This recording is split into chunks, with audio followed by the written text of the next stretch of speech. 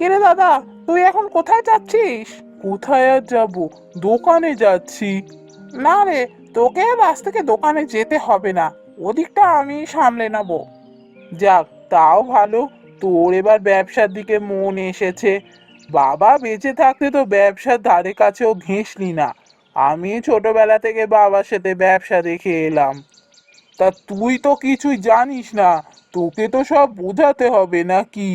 ব্যবসা দেখবি ভালো কথা, তো চ আমার সাথেই তাহলে দোকানে চ। না না, তার দরকার হবে না, ব্যবসা আমি নিজেই বুঝে নেব। আর শোন, তোকে বাড়িও ছেড়ে চলে যেতে হবে। বাড়ি ছেড়ে চলে যেতে হবে? কেন রে, কি হলো? তুই যে কি বলছিস আমি কিচ্ছু বুঝতে পারছি না। দেখ দাদা, আমি কালকেই একটু বাবার আলমারিটা ঘেঁটে দেখছিলাম, আমি একটা কাগজ পেলাম। কাগজটা পেয়ে দেখলাম ওতে লেখা আছে বাবা তার সমস্ত সম্পত্তি আমার নামে করে দিয়ে গেছে, ব্যবসা বাড়ি সবই আমার, তোকে কিছুই দিয়ে যায়নি। তাই তুই আর এখানে থাকতে পারবি না, ব্যবসাও তুই দেখতে পারবি না, এসব আমারই এখন, তুই এখান থেকে চলে যা। কি বলছিস? বাবা তো এমন কিছু করেছে বলে জানতাম না। আর আমি ব্যবসা ছাড়া আর কি করব? ছোট্টবেলা থেকে বাবার ব্যবসাটাই তো আমি দেখে এসেছি। বাবা চলে যাওয়ার পরও তো ওই ব্যবসা আমি এত বড় করলাম। এখন আমি ব্যবসা ছেড়ে আর কি করব? আর এ বাড়ি ছেড়ে আমি যাব কোথায়? আমার যে আর কিছুই নেই। বাবা যে এসব করে গেছে আমিও জানতাম না, আমি আজই তো জানতে পারলাম। যাকে যাকে, বাবা যখন লিখে দিয়ে গেছেন তখন তো আর এ নিয়ে কিছু বলার নেই। তুই এ বাড়ি ছেড়ে চলে যা, কোথায় যাবি কি করবি সে তোর ব্যাপার, আমি অত শত জানি না। না গেলে কিন্তু আমি মোড়ল মশাইয়ের কাছে যাব বিচার চাইতে, বলে দিলুম। আমি এখন বেরোচ্ছি, এসে যেন দেখি তুই বাড়ি ছেড়ে চলে গেছিস।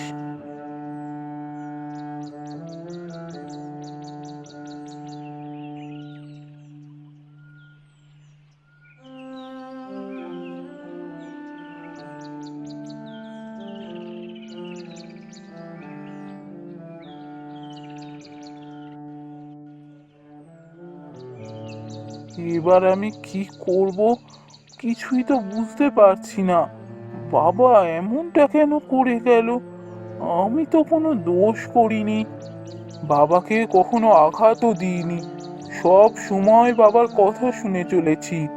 বাবা চলে যাওয়ার পর ব্যবসাটাকে এত কষ্টে এমন একটা জায়গায় দাঁড় করালাম, এখন সব ছেড়ে আমায় চলে যেতে হচ্ছে। কোথায় যাব, কি করব, কিচ্ছু জানি না।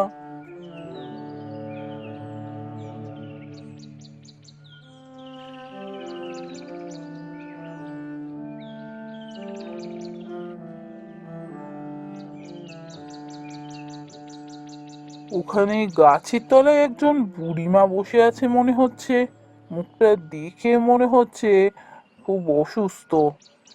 যাই তো, গিয়ে একবার কথা বলি দেখি।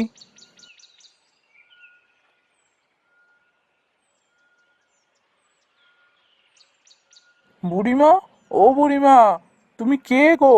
এখানে এভাবে গাছের তলায় বসে আছো কেন? কে বাছা? আমি শম্ভু। তুমি কে? এখানে এভাবে গাছের তলায় বসে আছো? আরে বাছা, কি বলবো, শরীর বড় খারাপ।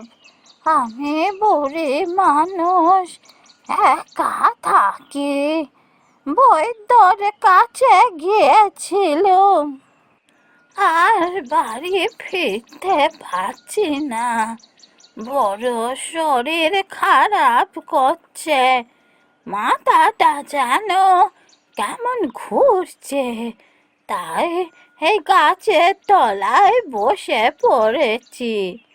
বাছা, আমায় একটু বাড়ি পৌঁছে দিবি রে? ঠিক আছে বুড়িমা, চলো, আমি তোমাকে তোমার বাড়ি পৌঁছে দিচ্ছি।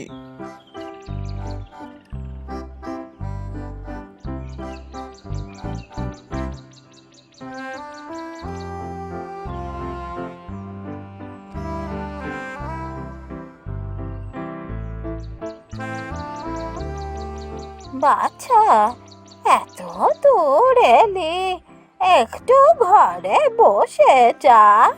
ঠিক আছে, চলো। আমার এমনিও কোথাও যাওয়ার জায়গা নেই, কোনো কাজও নেই। চলো, তোমার সাথে বসে একটু গল্পই করে যাই। চ বাছা, ভেতরে চ, তোর সব গল্প শুনবো।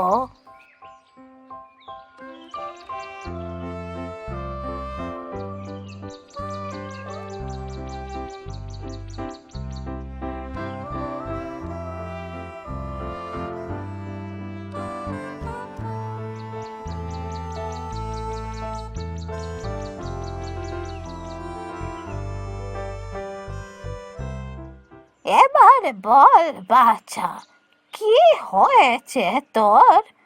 তোকে দেখে আমার বড় কষ্ট হচ্ছে। তোর মুখখানা বড় শুকিয়ে আছে। কি আর বলবো বুড়িমা, আজ আমি নিঃস্ব হয়ে গেলাম।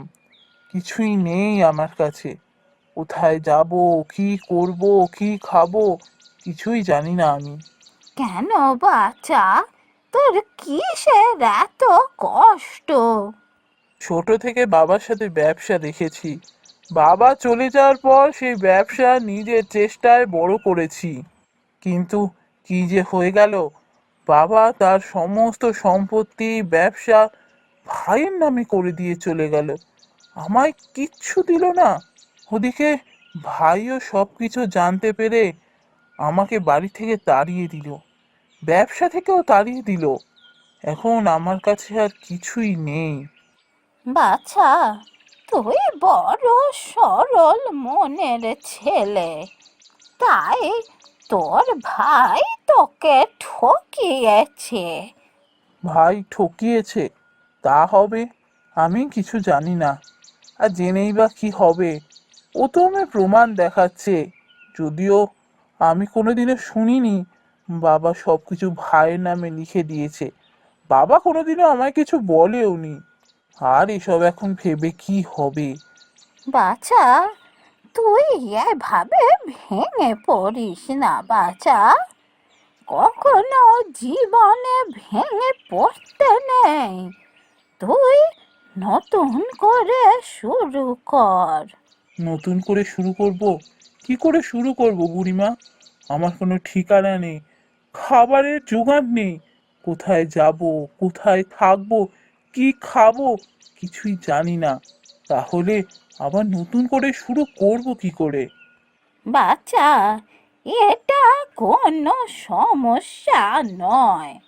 শোন, আমি এখানে একাই থাকি। আমি বুড়ি মানুষ, আজ আছে কাল নেই। তুই আজ থেকে এখানেই থাক। তুমি আমায় থাকতে দেবে বুড়িমা? সত্যি বলছো? না, আমি এখানেই থাকবো? আমি যে ভাবতেও পারছি না তুমি আমার এত বড় উপকার করলে। আমি কিছুই করিনি বাচ্চা, এবার যা করার তোকেই করতে হবে।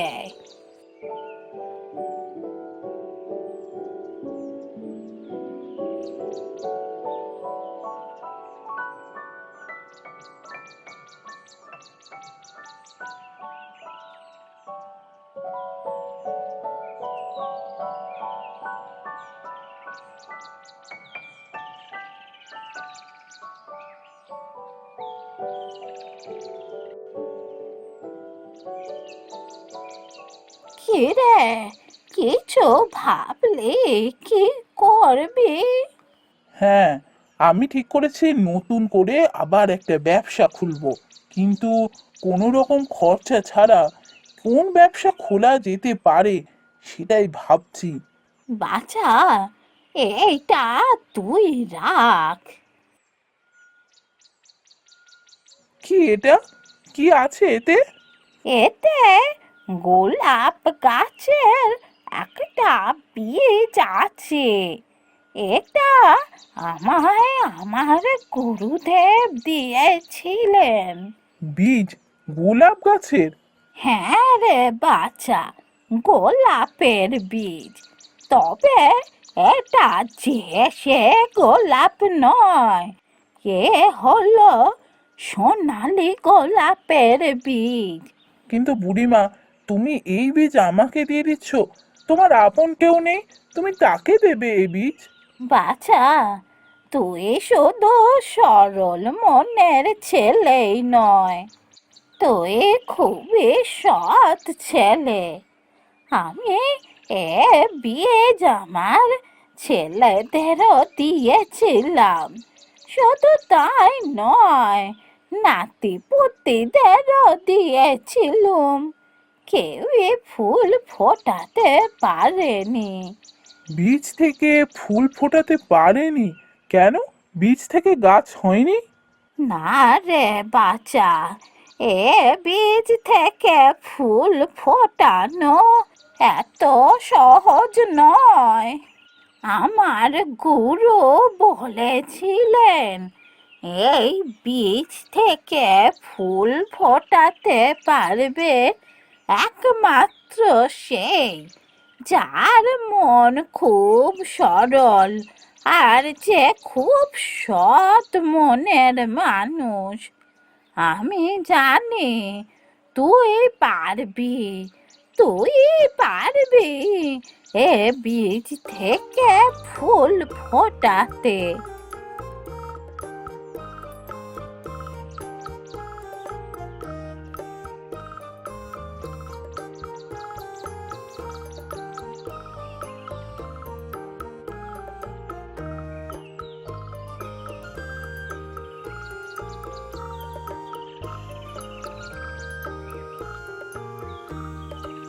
দেখো, দেখো বুড়িমা, দেখো, বীজ থেকে গাছ হয়েছে, গাছে সোনালি গোলাপ হয়েছে।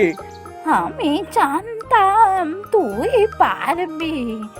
যা, যা বাছা, যা, এটা নিয়ে তুই বাজারে যা। কিন্তু এই একটা ফুল নিয়ে গিয়ে আমি কি করব? একটা ফুল বিক্রি করব? এ ফুলের অনেক দাম বাছা, একটা ফুল বেচে তুই ভালো টাকা পাবি।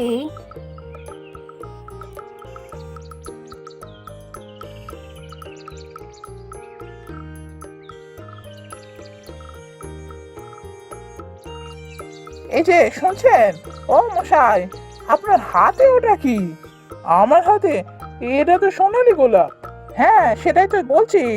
সোনালী গোলাপ আপনি কোথা থেকে পেলেন? আমি এই সোনালী গোলাপ বাড়িতে ফুটিয়েছি। কেন বলুন তো? আরে কি হয়েছে বলছেন কি মশাই? এই যে দুর্লভ ফুল, এর দাম কত আপনি জানেন?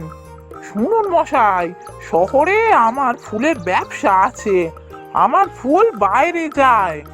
বাইরে এই সোনালী ফুলের কত চাহিদা আপনি জানেন না। আমি হাজার খুঁজেও এই সোনালী ফুল পাইনি। আমি আপনার কাছ থেকে এই সোনালী গোলাপ কিনবো। আমার কাছে তো এই একটাই গোলাপ আছে। ঠিক আছে, ঠিক আছে, ওই একটা গোলাপই আপনি দিন। আপনি আরো গোলাপ ফোটান, আমি সমস্ত গোলাপ কিনে নেবো আপনার কাছ থেকে। আপনার কোনো চিন্তা নেই, আমি ভালো দামে কিনবো এই গোলাপ।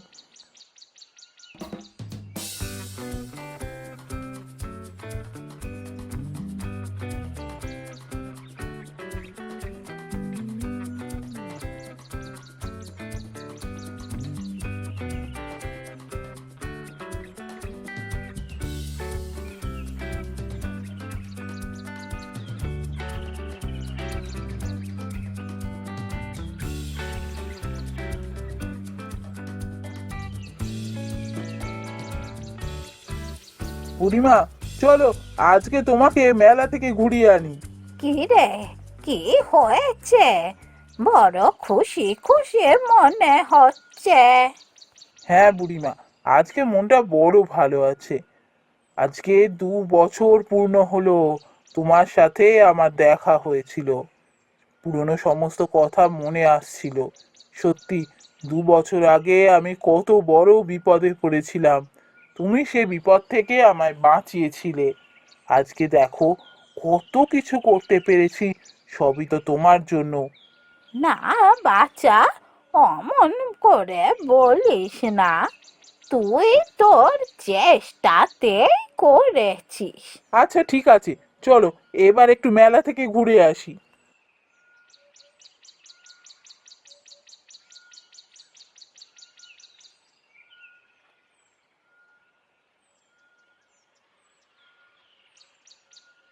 ও কি গো বুড়িমা, দেখো গাছতলায় কি একজন পড়ে আছে মনে হচ্ছে না?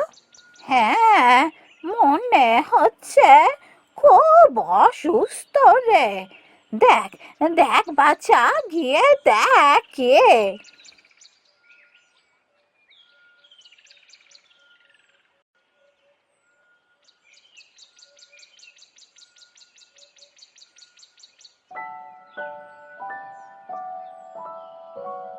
এ কি, এটা তো আমার ভাই। ভাই, কি হচ্ছে তোর? তোর এমন অবস্থা কি করে হলো? দাদা, তুই, তোকে যে আর কোনোদিনও দেখতে পাবো আমি ভাবিনি। আমি শাস্তি পেয়েছি দাদা, তোকে যেভাবে আমি ঠকিয়েছিলাম তার শাস্তি পেয়েছি। আচ্ছা ঠিক আছে, চ, তুই এখন আমার সাথে বাড়ি চ, পরে তোর সব কথা শুনবো।